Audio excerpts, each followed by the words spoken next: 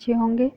स्वागत है आप सबका एजुकेशन चैनल पर, जिसमें हम देख रहे हैं एनसीईआरटी पर्यावरण आसपास कक्षा 5 वीडियो को देखने के लिए चैनल को लाइक कर लीजिए, शेयर कर दीजिए और सब्सक्राइब कर लीजिए।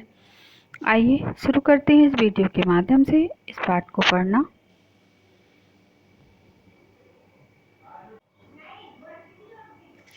पाठ 6 बूंद बूंद दरिया दरिया। आइए पढ़ते हैं इस पाठ को। क्या बताया गया है बूंद बूंद दरिया दरिया से। बात पुरानी। यह है 650 साल पुराना घड़सी अब इसे जैसलमेर के राजा घड़सी ने लोगों के साथ मिलकर बनवाया। इसके दोनों तरफ पक्के घाट, सजे हुए बरामदे, कमरे, बड़े हॉल और न जाने क्या क्या। यहाँ लोग मिलते जुलते होते थे और गाने बजाने का प्रोग्राम भी होता था। इसके घाट पर बनाए गए स्कूल में आसपास के बच्चे पढ़ने आते थे। सभी इस बात का ध्यान रखते थे कि तालाब गंदा ना हो जाए और सफाई में भी हाथ बटाते थे। ये देखिए चित्र में दिखाया गया है। मीलों तक फैले इस घड़सीसर में बारिश का पानी इकट्ठा होता था। तालाब इस तरह बनाया गया था कि जब वह पानी से भर जाता तब बाकी पानी बहकर नीचे बने हुए तालाब में चला जाता। जब वह भी लबालब भर जाता तो पानी तीसरे तालाब में चला जाता। इस तरह 9 तालाब एक दूसरे से आपस में जुड़े थे। पूरे साल पानी की कोई परेशानी नहीं होती थी। देखिए कैसे तालाब में नावें चल रही हैं। इस तालाब को अलग अलग 9 तालाबों से जोड़ा गया था।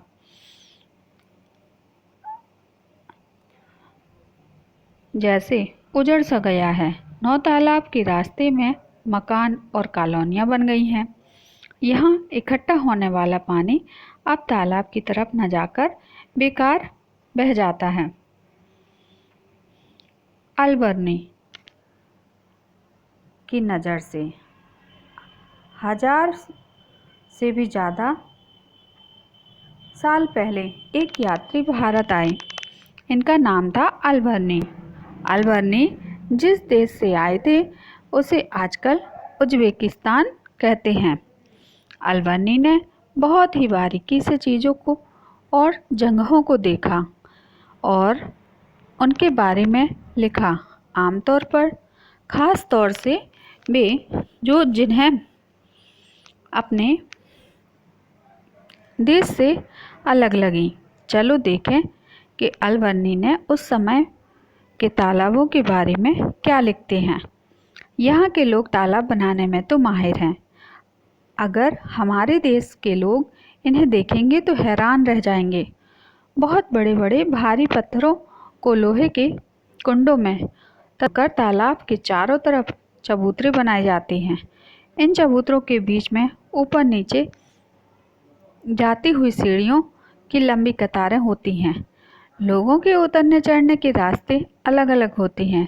यहाँ कभी भीड़ लगने से परेशानी नहीं होती है। आज इतिहास पढ़ने वाले लोगों को अलबर्नी की किताबें से उस ज़माने के बारे में बहुत पता चलता है। सोचो, पता करो, अपने आसपास के इलाके में देखो, वहाँ कच्चा मैदान, पक्की सीमेंट की बनी सड़कें, नालियाँ आदि हैं। इलाका किस तरह का है? जैसे ढलान वाला, पथरीला, किसी तरह का तुम्हें क्या पता लगता है? बारिश का पानी बहकर कहाँ जाता होगा? जैसे ज़मीन में, नालियों में, पाइपों में, गड्ढों में आदि। बूंद बूंद की कीमत। राजस्थान में जैसलमेर के अलावा बहुत से इलाके ऐसे हैं जहाँ साल भर बस 10-12 दिन की बारिश होती है। यहाँ की नदियों में भी साल में कई महीने पानी नहीं रहता। सोचो, ऐसे में भी ज़्यादातर गांव में पानी की कमी नहीं थी। लोग बारिश का पानी इकट्ठा करके काम चलाते थे।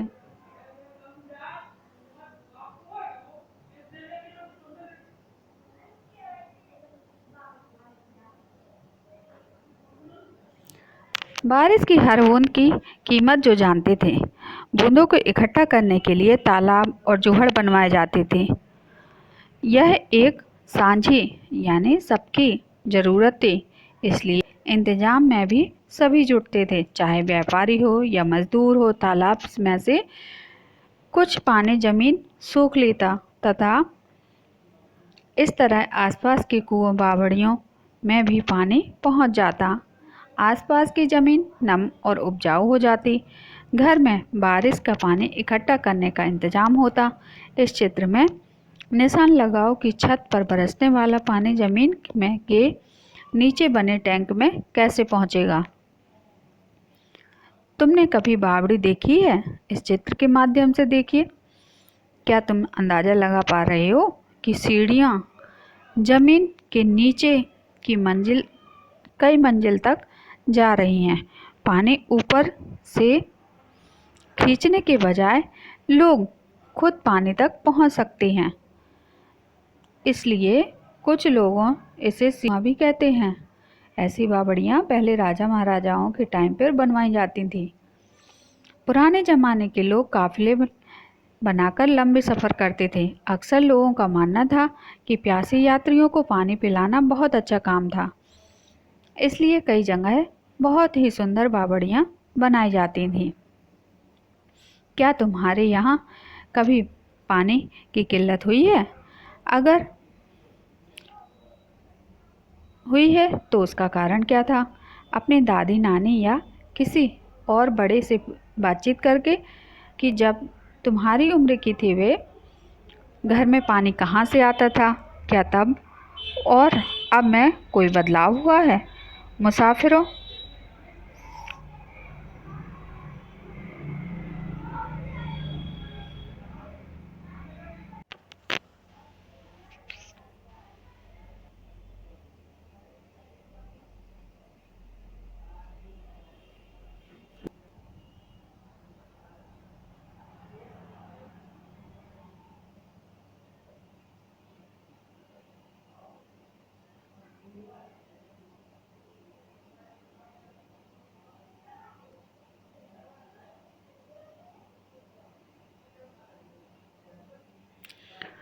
मुसाफिरों के लिए पानी का किस किस तरह इंतज़ाम होता था, जैसे प्याऊ, मशक या कुछ और? आजकल सफ़र में लोग क्या करते हैं? पानी से जुड़े रिवाज आज भी हम कहीं कहीं कई सौ साल पुराने पानी के स्रोत हैं, जैसे बावड़ी, तालाब, नौला, धारा आदि, जिनसे लोगों को पानी की ज़रूरत पूरी होती है। उत्तराखंड के ये फोटो देखो। पानी से जुड़े कई रिवाज, त्योहार और जश्न।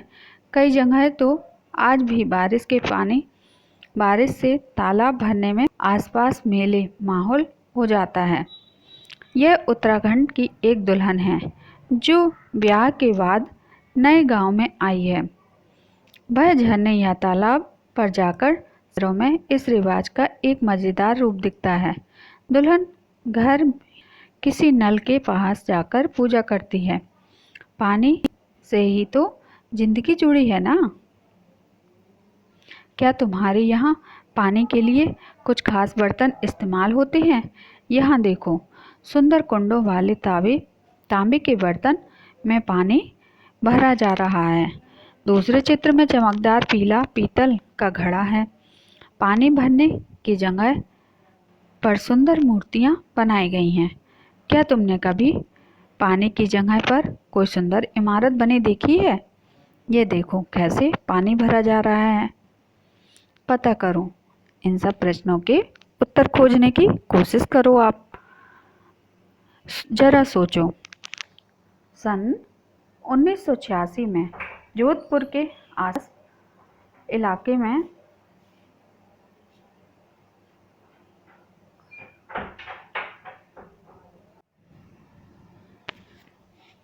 आसपास के इलाकों में जब सूखा पड़ जाता, तब भोली बिसरी बावड़ियों को एक बार फिर से याद किया गया। मोहल्ले के लोगों ने मिलजुल कर बावड़ी में 200 ट्रक से भी ज़्यादा कूड़ा निकाला। बावड़ी ने फिर से प्यासे शहरों को पानी पिलाया। इसके लिए चंदा भी मोहल्ले के बालिन ने ही दिया। कुछ साल बाद फिर से अच्छी बारिश हुई और पानी की परेशानी कम हुई, पर अब फिर से बावड़ी को बुला दिया गया। चर्चा करो। पुनीता के मोहल्ले में 2 पुराने कुएं हैं। उसकी दादी बताती है कि लगभग 15-20 साल पहले तक उनमें पानी था। क्या कुएं सूखने की वजह ये हो सकती है? कई जगह मोटर लगाकर जमीन के पानी निकाला जा रहा है। तालाब जिनसे बारिश का पानी इकट्ठा होता था, अब नहीं हो रहा है। पेड़ों के आसपास और पार्क में से पक्का कर दिया गया है। क्या तुम कोई और वजह सुझा सकते हो? हाल की बात, आज लोग पानी का इंतजाम किस किस तरह से करते हैं? चित्र को देखकर चर्चा करो। ये देखो चित्र में, हमारे मोहल्ले में दिन में 2 बार जल बोर्ड का टैंकर आता है। पानी के लिए लंबी लाइन लगती है और रोज झगड़े होते हैं। दूसरे पानी भरते हैं। पास के कुएं में 1 साल पहले सूख गए थे, अब काफ़ी दूर चलकर जाना पड़ता है। कई कुएं पर तो जात के नाम पर पानी लेने भी नहीं देते। तीसरे चित्र में देखो, मेरे यहाँ दिन में आधे घंटे के लिए पानी आता है। हम लोग दिन भर के इस्तेमाल के लिए टंकी में पानी भर कर रखते हैं। हमारे यहाँ पानी यहाँ से आता है। हमारे यहाँ दिन भर नल से पानी आता है। हमारे यहाँ हैंडपम्प लगा है, लेकिन उसका पानी खारा है। पीने के लिए तो पानी खरीदना ही पड़ता है। फिर पहले चित्र में देखो, हमने जल बोर्ड के पाइप से टुल्लू पंप लगाया और कोई परेशानी नहीं हुई। दूसरे चित्र में, हमारे घर में बोरिंग के पाइप्स में मोटर लगी है, लेकिन बिजली ही नहीं होती है। क्या करें? हम नहर से पानी भरते हैं। तो ऐसे सभी लोग अपने अपने घरों में पानी का इंतजाम करते हैं। चर्चा करो।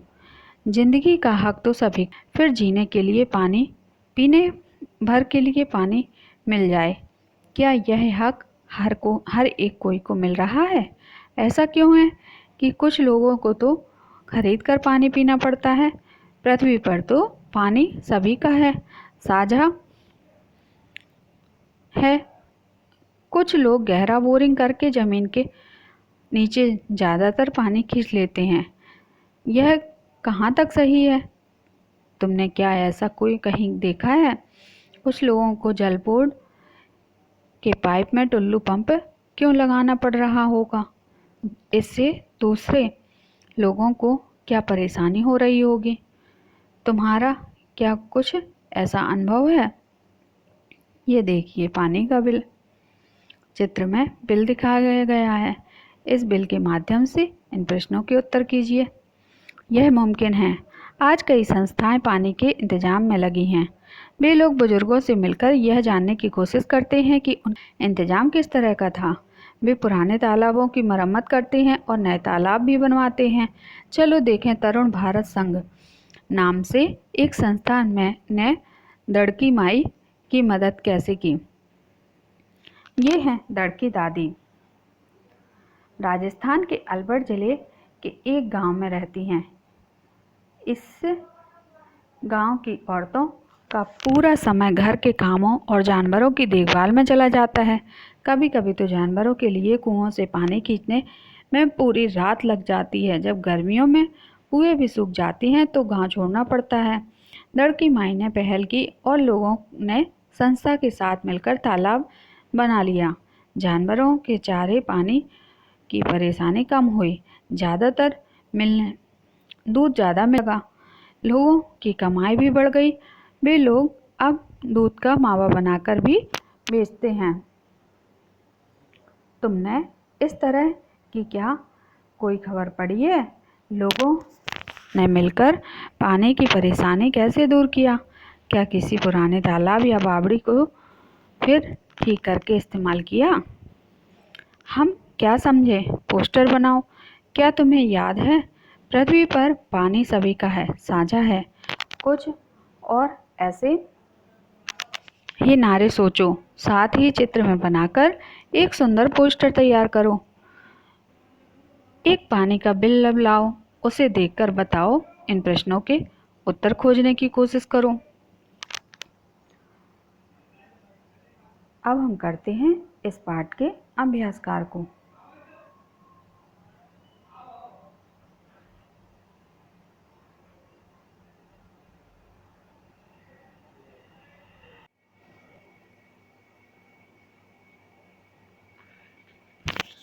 प्रश्न, अपने स्कूल के आसपास के इलाके देखो। क्या वहाँ कच्चा मैदान, पक्की सड़कें, नाली हैं? इलाका किस तरह का है? जैसे ढलान वाला, पथरीला या किसी तरह का? तुम्हें क्या लगता है, बारिश का पानी बहकर कहाँ जाता होगा? जैसे जमीन में, नालियों में, गड्ढों में? उत्तर है, मेरे स्कूल के आसपास पक्की सीमेंट है। ढलान वाली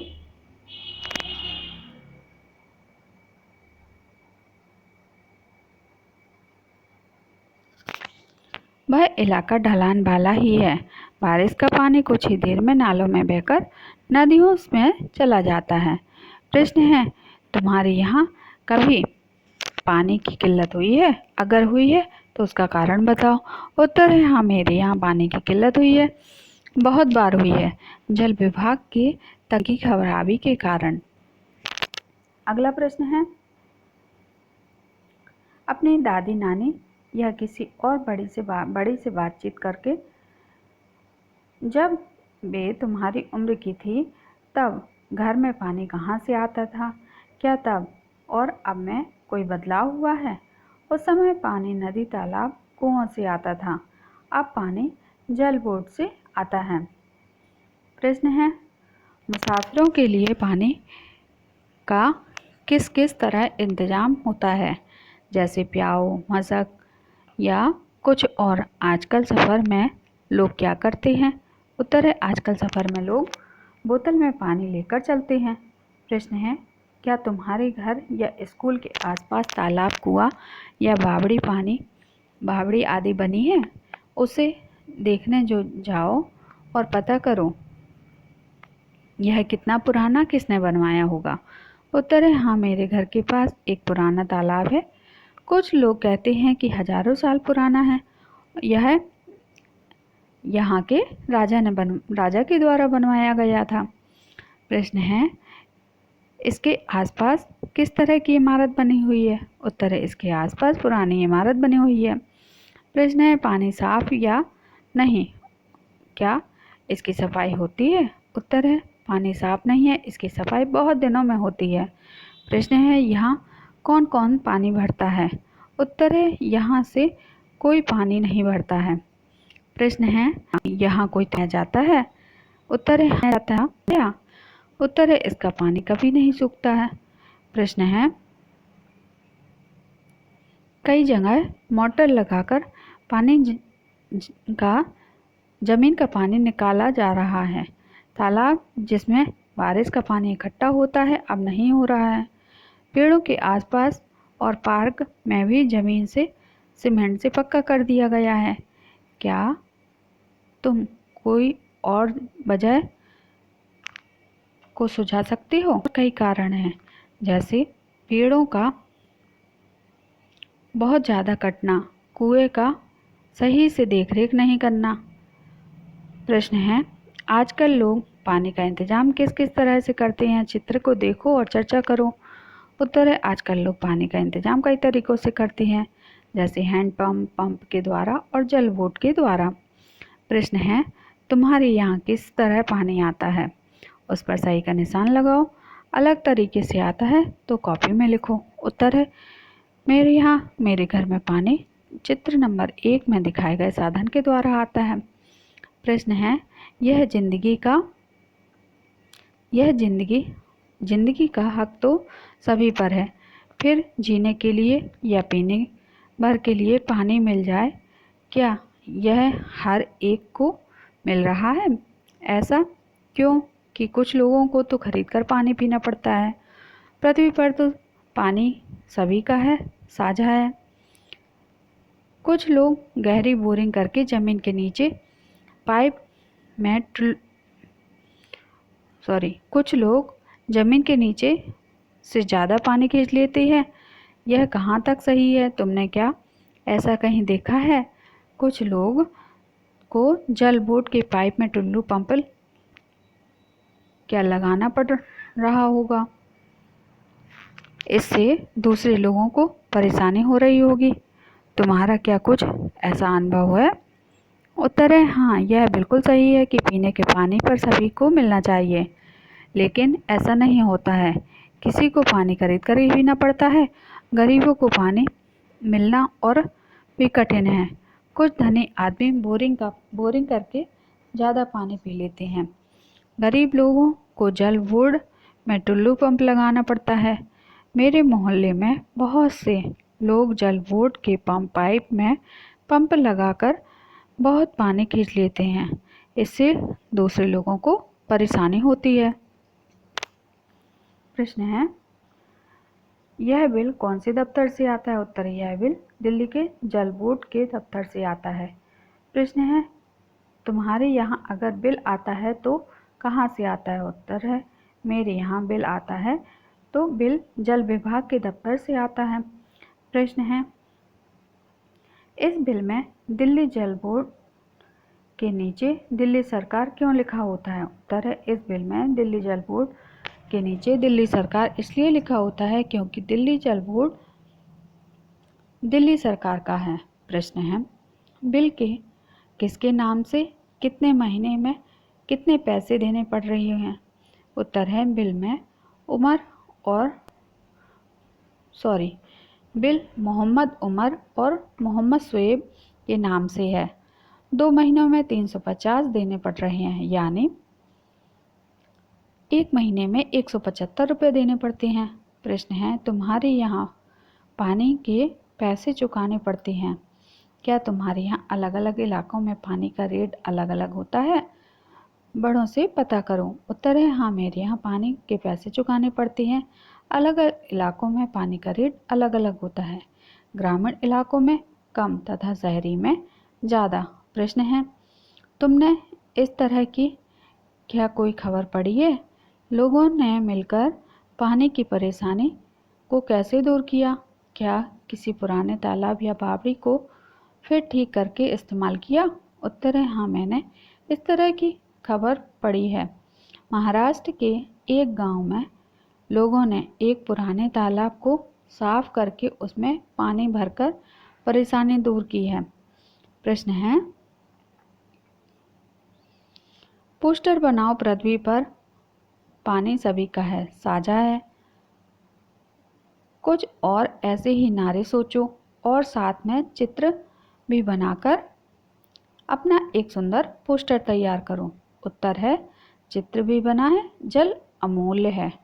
प्रश्न है, यह बिल किस तारीख तक का है? उत्तर है, यह बिल 7 जनवरी तक का है। प्रश्न है, इस बिल के लिए कितने पैसे भरने पड़े? उत्तर है, इस बिल के लिए 50 रुपये भरने पड़े।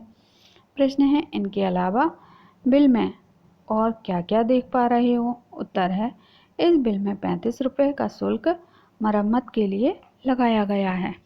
तो जाना हमने यहाँ पानी की कहानी के बारे में कि पानी हमको कहाँ कहाँ से मिलता है, कैसे कई जगह पानी नहीं भी मिल पाता है तो लोग उसकी समस्या को दूर करने के लिए क्या क्या उपाय करते हैं, कैसे पानी का रखरखाव करते हैं और पहले के समय में पानी को बचाने के लिए क्या क्या उपाय किए जाते थे। आशा करते हैं आपको वीडियो पसंद आई होगी। आगे की वीडियो में आगे के पाठों को पढ़ेंगे। धन्यवाद।